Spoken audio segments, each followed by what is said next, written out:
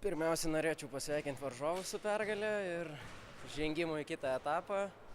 Ir iš tikrųjų išėjom, gal nežinau, jie daugiau ant emocijų tokie užsivedę, mes biški mieguisti ir to pasakoje -20, kas po to atėmė daug jėgų, kad juos pasivyti, buvom ir prisivyję beros trečiam kėliny ar ketvirtam, ten vienas taškelis, bet pritrūko jėgų ir vėl -10 ar kiek ten baigėsi, nežinau.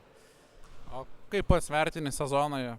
Visgi reguliariame sezone užėmė 5 vietą, pernai laimėjo B diviziono.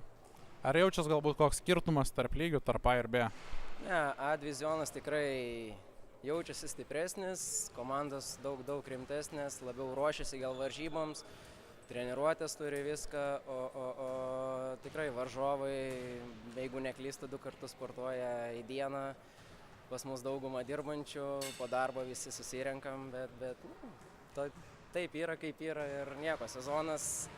Tikslai buvo į 8-tuką papulti, minimum įvykdėm, gaila, kad nepraėjome į kitą etapą.